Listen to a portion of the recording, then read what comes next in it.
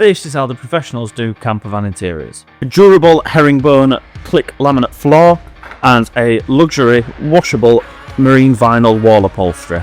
That's what we're putting in this commission for my customer Nick, and in this video I'm going to show you exactly how it's done. And I will be showing you one very easy to make mistake, which I made. Oh, I've just spotted a schoolboy error. Ugh.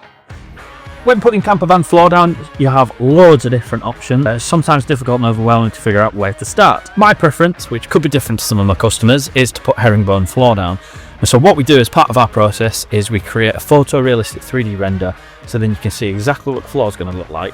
Nick has agreed with us that a herringbone, specifically this grey herringbone, will be a really good option for this van, and I do tend to agree. As we lay this floor, we're going to walk you through exactly how we lay it down. First of all, the steps of after the insulation board underneath, 25mm insulation rigid board.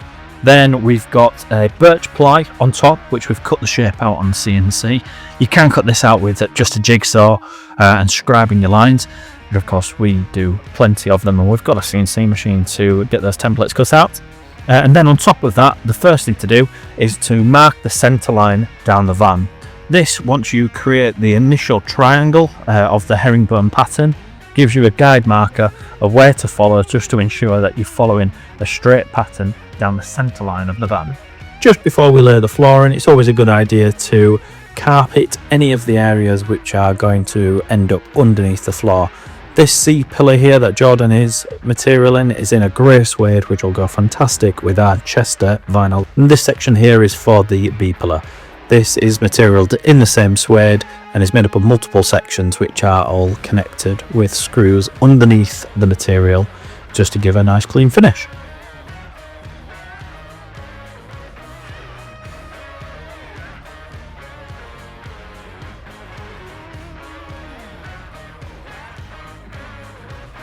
And for the D-pillars at the back, we use these blanking plates in the large access holes, and material just the same.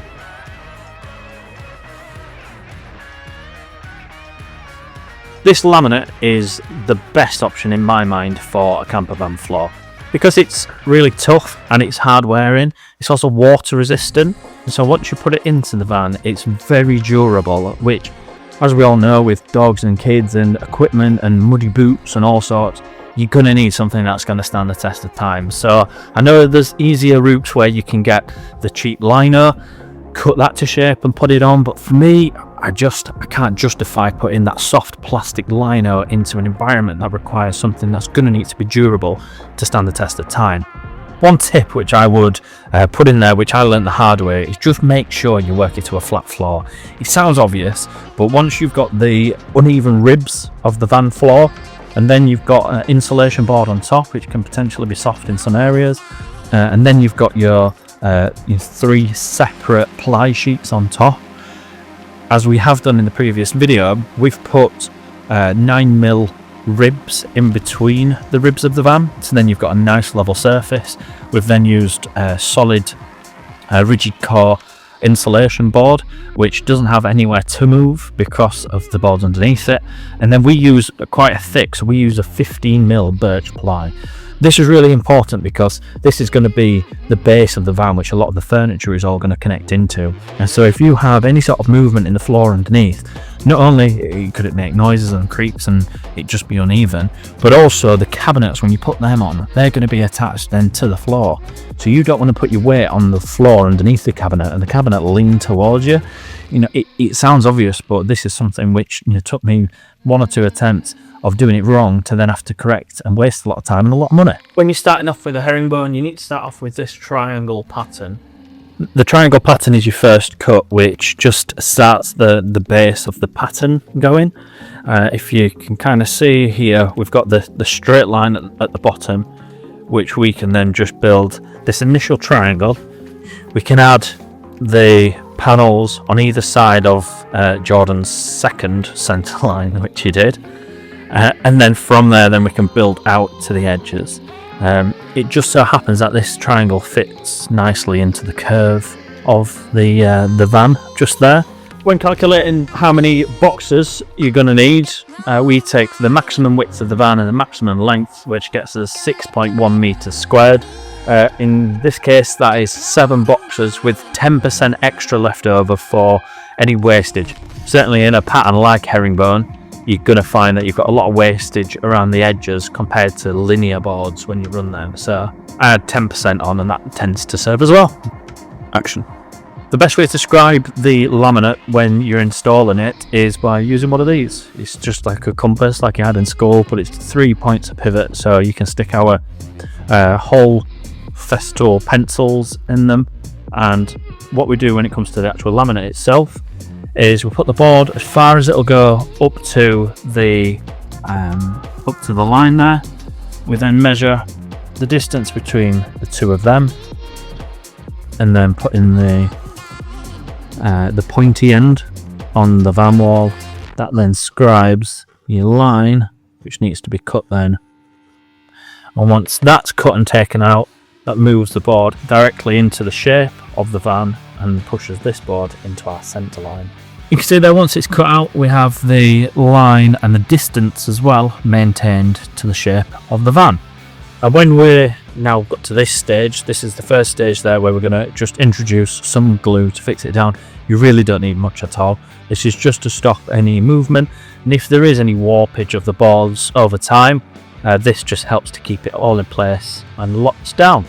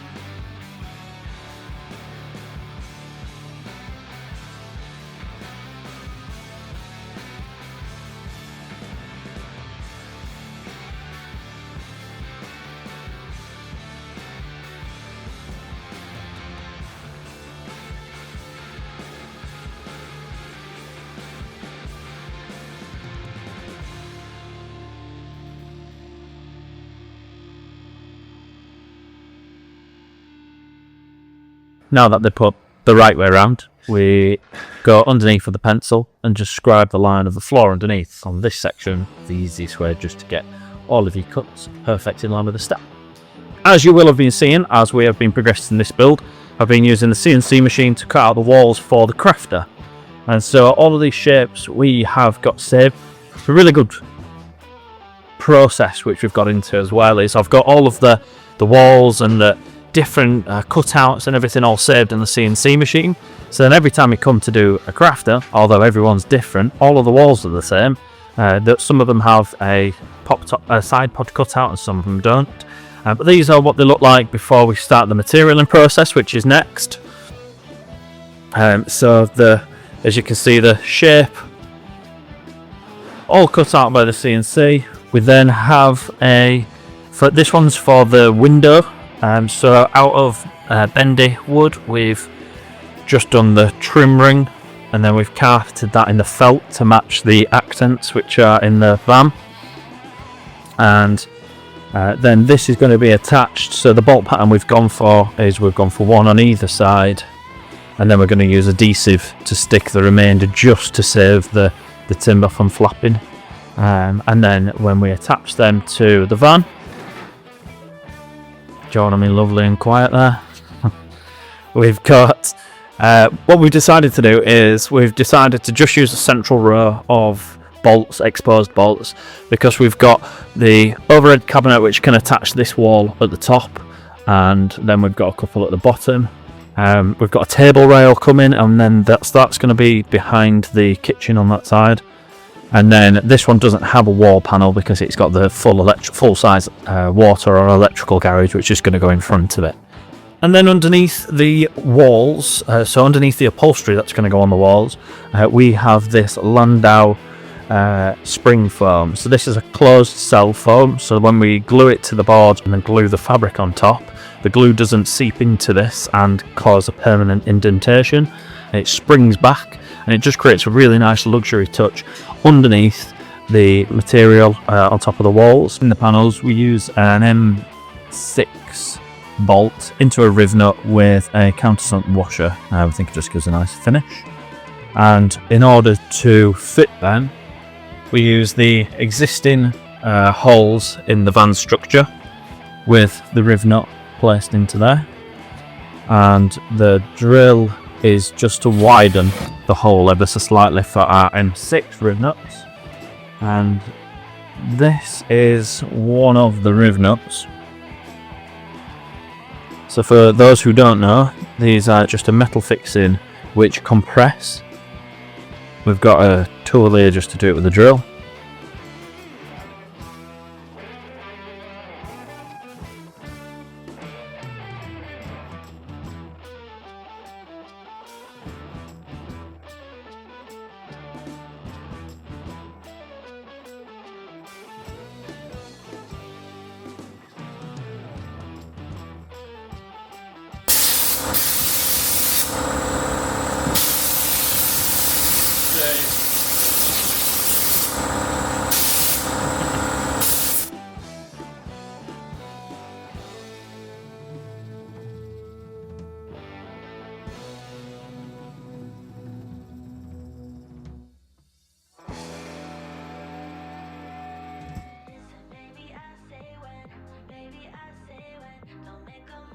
I am super happy with how these walls are coming out. This is the first time we've used this thicker foam, and so for it to keep a nice, you can tell, very intense with the light on it, any imperfections would shine through. And you can just see that it's got a really lovely finish. The feel as well is brilliant. It's got a nice soft touch to it, and the most important thing is that over time those holes which I've just put into it then release. And then we've got the beautiful looking window frame. The window frame, we had to get quite a few things right, so creating on CNC makes it a repeatable process, which is really valuable for obvious reasons. But having as you've seen the process, having the CNC cut out the window edge, which then marries up with the window frame perfectly the whole way around, and you've got a really nice, just professional finish. That then has to line up exactly with where the black line is on this window, because if there is anything on above this black line on the outside, you'll be able to see behind the panel, which we absolutely don't want. And then we've got our construction bolts which are holding on the different points of the panel, and that's got a lot of thinking into it as well, because those, and the one that's there and the one that's on that side, on the next wall we're going to have the same bolt which is on there and then on that far side there.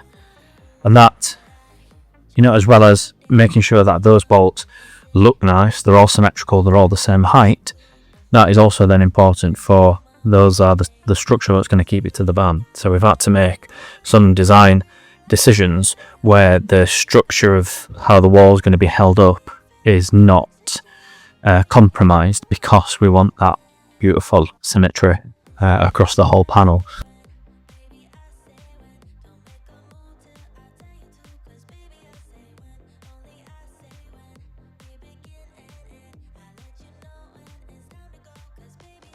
And the back of the panel is almost tidy enough to be the front of the panel. With every one of the fabric panels that we do, once everything's all folded over, glued and stapled in place, you can see a really nice edge there. We then take the excess all off This just will, if there is anything on the van, any of the metalwork or anything that could potentially get in the way of the fabric and the fitment, it's just nice and clean habit to get into. Just every single panel gets trimmed up, tidied up. One, it looks really good, and then for fitment, it's just the best recipe for success. One of the things I really wanted to get done in this video was the Vandermoon rear door maxi carriers. Unfortunately, I didn't order them in time, so you'll just have to wait till next week before we can get them delivered and get them installed. We've also gone for a new product with Vandermoon as well, which I'm excited to try and work into this build, but you'll have to tune in next week to find out.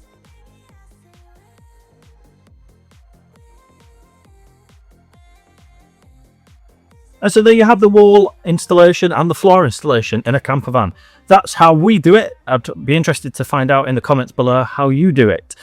We have, as this video has been released, current filming day for Camper and the full reveal of the finished van there, so stay tuned to stick and watch that.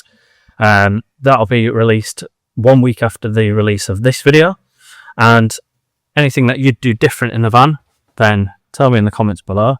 Like and subscribe, and we've got a huge monumental announcement in the Camper video, so it'll be about halfway through. Make sure you watch that video to find out and be one of the first to test our new